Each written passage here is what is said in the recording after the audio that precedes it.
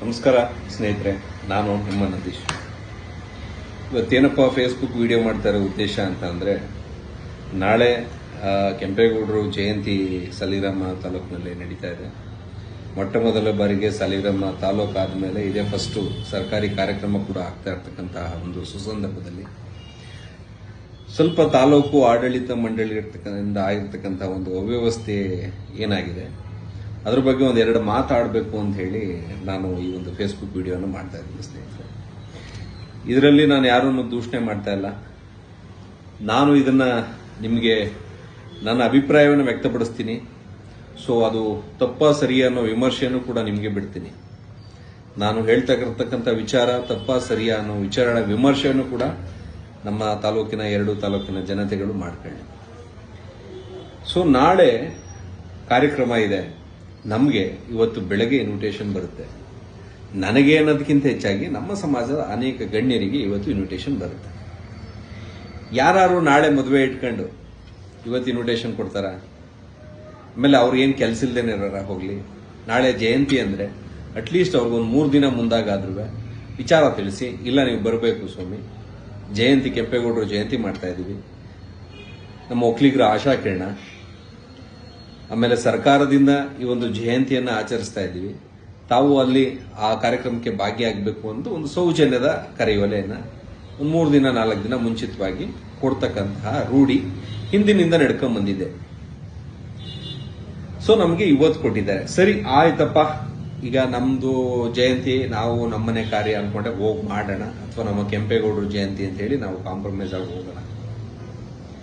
ಕೆಂಪೇಗೌಡರು ಜಯಂತಿಯನ್ನ ಮಾಡುವಾಗ ಕನಿಷ್ಠ ಕಾಳಜಿಯೇ ವಹಿಸಿಲ್ವಲ್ಲ ತಾಲೂಕು ಆಡಳಿತ ಮಂಡಳಿ. ನಾನು ಇದರ ಬಗ್ಗೆ ಏನಂತ ಹೇಳಲಿ?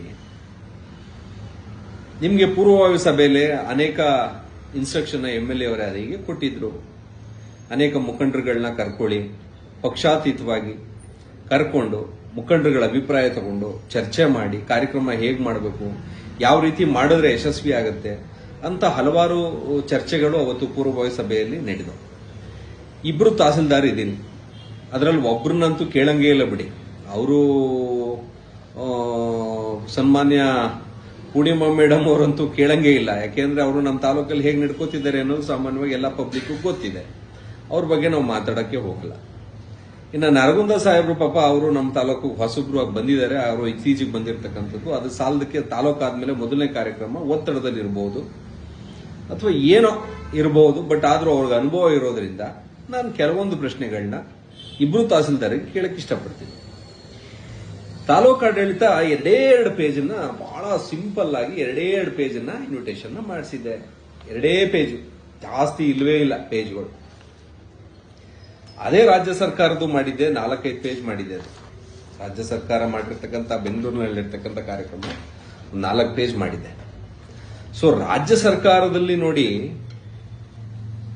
ನಮ್ಮ ಒಕ್ಕಲಿಗ ಸಮಾಜದ ಸ್ವಾಮೀಜಿಗಳಿಗೆ ನೋಡಿ, ದಿವ್ಯ ಸಾನ್ನಿಧ್ಯ ಪರಮ ಪೂಜ್ಯ ಜಗದ್ಗುರು ಶ್ರೀ ಶ್ರೀ ಶ್ರೀ ಡಾಕ್ಟರ್ ನಿರ್ಮಲಾನಂದ ಸ್ವಾಮೀಜಿಯವರು, ಪರಮ ಪೂಜ್ಯ ಜಗದ್ಗುರು ಶ್ರೀ ನವಜಾವ ದೂತ ಮಹಾಸ್ವಾಮೀಜಿಯವರು, ಪರಮ ಪೂಜ್ಯ ಜಗದ್ಗುರು ಶ್ರೀ ಶ್ರೀ ಚಂದ್ರಶೇಖರ ಸ್ವಾಮೀಜಿಯವರು, ವಿಶ್ವ ಒಕ್ಕಲಿಗ ಮಹಾಸಂಸ್ಥಾನ ಮಠ, ಮೈಸೂರು ರಸ್ತೆ, ಬೆಂಗಳೂರು. ಈ ರೀತಿ ಸಿದ್ದರಾಮಯ್ಯ ಅವರು ಆದಮೇಲೆ ಪ್ರೋಟೋಕಾಲ್ ನಮ್ಮ ಸಮಾಜದ ಗಣ್ಯರು ಅಂತ ನಾವೇನ್ ಗೌರವ ಕಟ್ಕೊಂಡಿದೀವಿ, ನಾವೊಂದು ಸಂಘ ಅಂತ ಮಾಡ್ಕೊಂಡಿದೀವಿ, ಸಂಸ್ಥೆ ಅಂತ ಮಾಡ್ಕೊಂಡಿದೀವಿ.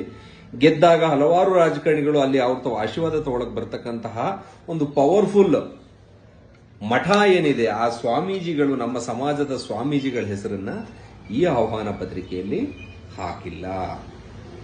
ಆಯ್ತು, ಅದನ್ನ ಬಿಟ್ಟಾಕೋಣ. ಯಾರು ಹಾಕಿದಿರಿ ಹೆಸರುಗಳನ್ನ? HD ಕುಮಾರಸ್ವಾಮಿ ಅವರು ಹಾಕಿದಿರಿ, ಓಕೆ. HC ಮಾದೇವಪ್ಪ ಅವರು ಹಾಕಿದಿರಿ, ಉದ್ಘಾಟನೆ, ಓಕೆ. ಅಧ್ಯಕ್ಷತೆ ರವಿಶಂಕರ್ ಹಾಕಿದಿರಿ, ಓಕೆ. ಮುಖ್ಯ ಅತಿಥಿಗಳು ವಿಶ್ವನಾಥ್ ಅವರು, MLCಗಳು, ಚುನಾಯಿತ ಪ್ರತಿನಿಧಿಗಳು ಏನ್ ಹಾಕಿದಿರಿ. ಗ್ರಾಮ ಪಂಚಾಯತಿ ಅಧ್ಯಕ್ಷರು ಒಬ್ರು ಫಾತಿಮಾ ಉನ್ನೀಸ್ ಅಂತ ಹಾಕಿದಿರಿ. ಮುಖ್ಯ ಅತಿಥಿಗಳು ನಿಮ್ಗೆ ಸಿಕ್ಕೋರು 5 ಜನ 2 ತಾಲೂಕಿಂದ.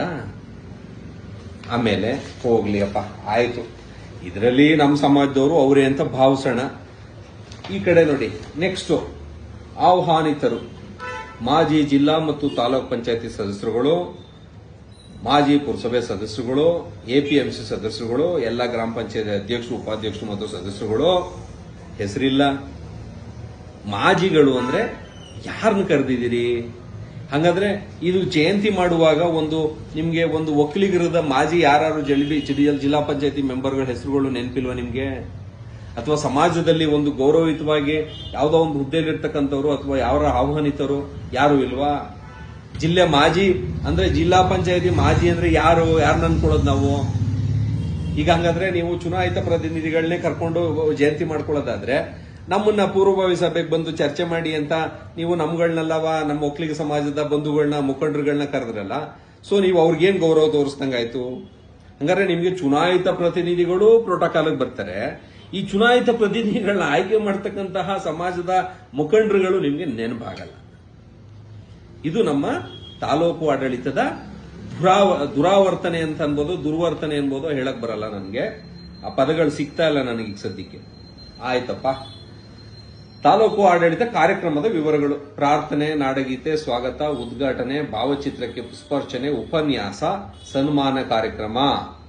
ಉಪನ್ಯಾಸಕರು ಯಾರು? ಉಪನ್ಯಾಸಕರ ಹೆಸರು ಹಾಕಿದ್ದೀರಾ? ಯಾರನ್ನ ಇನ್ವೈಟ್ ಮಾಡಿದ್ದೀರಿ? ಹೋಗ್ಲಿ, ತಾಲೂಕು ಆಡಳಿತ ಹೋಗಿ ಯಾರನ್ನ ಇನ್ವೈಟ್ ಮಾಡಿದೆ ಸ್ವಲ್ಪ ಏನಾರ ಮಾಹಿತಿ ಕೊಡ್ತೀರಾ? ಉಪನ್ಯಾಸಕರು ಯಾರು ಅಂತ ಒಬ್ಬ ಸಮಾಜದ ಮುಖಂಡ ಆಗಿ ನನಗೆ ನೀವು ಉಪನ್ಯಾಸಕರನ್ನ ಯಾರನ್ನ ಇನ್ವೈಟ್ ಮಾಡಿದೀರನೋ ಮಾಹಿತಿ ಇಲ್ಲ. ನಮ್ಗೆ ಫೋನ್ ಮಾಡ್ಬಿಟ್ಟು ಇವತ್ತು ಬೆಳಗ್ಗೆ ನಾಳೆ ಕಾರ್ಯಕ್ರಮ ಅದೇ ಬನ್ನಿ ಅಂದ್ರೆ ನಾವು ಕೆಲಸ ಕಾರ್ಯ ಕೂತಿಲ್ದೆ ಇಲ್ದೇನೆ ಇರುವಂತಹ ವೇಸ್ಟ್ ಬಾಡಿಗಳು ಅಂತ ತಾವು ಭಾವಿಸಿರ್ಬೋದು. 30 ರೂಪಾಯಿ ಬಾತ್ ತಿನ್ನಕ್ಕೆ ನಾವು ಜಯಂತಿ ಅಂತ ಹೆಸರು ಹೇಳ್ಕೊಂಡು ಬಂದ್ರು ಕೂಡ ನಮ್ಗೆ ಏನ್ ಮಟ್ಟಿಗೆ ನಡೆಸ್ಕೊತೀರಿ ಅನ್ನೋದು ನಮ್ಗೆ ಅರ್ಥ ಆಗ್ತಾ ಇಲ್ಲ. ಆಮೇಲೆ ಪಾಪ ಆ ಭಾಷಣಕಾರನದ ಒಂದು ಹೆಸರು ಬೇಡವೇನ್ರಿ? ಅವರು ನಮ್ಮ ಸಮಾಜದ ಕೆಂಪೇಗೌಡರ ಬಗ್ಗೆ ಕುರಿತು 4 ಮಾತಾಡುವಾಗ ಅವ್ರ ವೇದಿಕೆಯಲ್ಲಿ ಒಂದು ಗೌರವ ಬೇಡವಾ? ಆಮೇಲೆ ಸನ್ಮಾನ ಕಾರ್ಯಕ್ರಮ ಯಾರಿಗ್ ಮಾಡ್ತೀರಿ? ಯಾರನ್ನ ಆಯ್ಕೆ ಮಾಡಿದಿರಿ? ಯಾರಿಗ್ ಗೊತ್ತು? ಕಾರ್ಯಕ್ರಮ ಹೆಂಗ್ ಮಾಡ್ತೀರಿ? ಯಾವ ರೀತಿ ಮಾಡ್ತೀರಿ?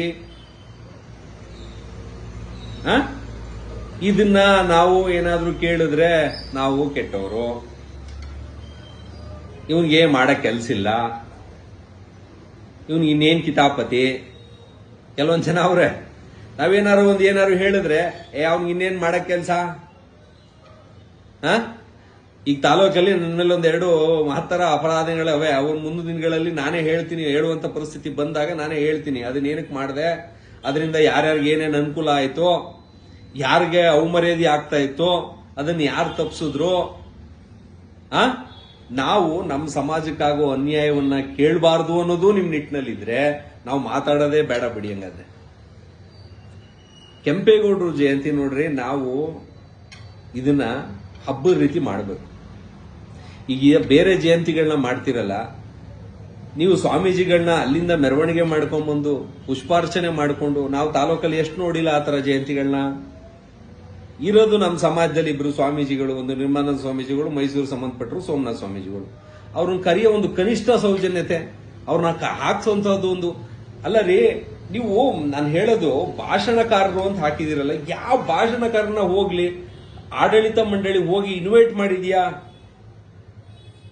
ಸ್ವಾಮೀಜಿ ಹೆಸರು ಬಿಟ್ಟಿದಿರಲ್ರಿ, ಹೋಗ್ಲಿ. ನಿಮ್ದು ಮೋಸ್ಟ್ಲಿ ಇಲ್ಲಿ ರಾಜ್ಯ ಸರ್ಕಾರ ಬೆಂಗಳೂರಲ್ಲಿ ಮಾಡ್ತಕ್ಕಂಥ ಕಾರ್ಯಕ್ರಮದಲ್ಲಿ 2ನೇ ಸ್ಥಾನಲ್ಲೇ ಅವ್ರನ್ನ ಹೆಸರನ್ನ ಹಾಕಿದೆ ಅಂದಮೇಲೆ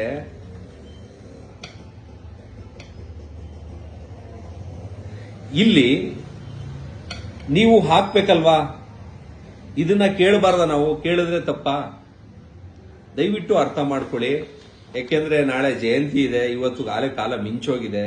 ಆದ್ರಿಂದ ನನಗೆ 2 ಮಾತು ಆಡಬೇಕು ಅಂತ ಅನ್ನಿಸ್ತು ಇದ್ರ ಬಗ್ಗೆ. ಇನ್ಮೇಲಾದ್ರೂ ಒಕ್ಕಲಿಗರು, ನಾನು ಹೇಳೋದು, ಇನ್ಮೇಲಾದ್ರೂ ಈಗ ಇದೇ ಜಯಂತಿಯ ಎಡವಟ ಬೇರೆ ಜಯಂತಿಗಳು ಮಾಡಿದಿದ್ರೆ ಎಷ್ಟು ಜನ ಪ್ರಶ್ನೆ ಮಾಡ್ತಿದ್ರು ಗೊತ್ತಾ? ತಾಲೂಕಾಡಳಿತವನ್ನ ಬೆಂಡೆತ್ತು ಬಿಡೋರು. ಆದ್ರೆ ಇದರಲ್ಲೂ ಕೆಲವೊಂದು ಜನ ಇನ್ವಾಲ್ವ್ ಆಗಿದ್ದಾರೆ. ಅವ್ರ ಹೆಸರುಗಳು, ಆಡಿಯೋಗಳೆಲ್ಲ ನನ್ನ ಹತ್ರ ಇದೆ. ಸಮಯ ಬಂದಾಗ ಅದನ್ನ ನಾನು ಬಳಸ್ಕೊಳ್ತೀನಿ. ಅದ್ಯಾಕೆ ಅಲ್ಲಿ ಅವ್ರ ಹೆಸರು ಹಾಕಿದಿರಿ ಮೇಲೆ, ಅದ್ಯಾಕೆ ನಮ್ಮ ಹೆಸರು ಕೆಳಿಕ್ ಹಾಕಿದಿರಿ ಅನ್ನೋರೆಲ್ಲ ಮಾತಾಡಿದರೆ ನಾನು ಅದನ್ನೆಲ್ಲ ನೀಗ ಚರ್ಚೆ ಮಾಡಕ್ ಹೋಗಲ್ಲ. ಯಾಕೆಂದ್ರೆ ಕಾಲ ಸಂದರ್ಭ ಅವೆಲ್ಲ ಕೂಡಿ ಬಂದಾಗ ಅವೆಲ್ಲ ಮದುವೆಗಳಾಗ್ತವೆ ಅಂತಾರಲ್ಲ, ಹಂಗೆ ಇದು ಕೆಲವೊಂದು ಜಸ್ಟಿಸ್ಗಳು ಕೇಳಕ್ಕೆ ಸಮಯ ಈಗಲ್ಲ.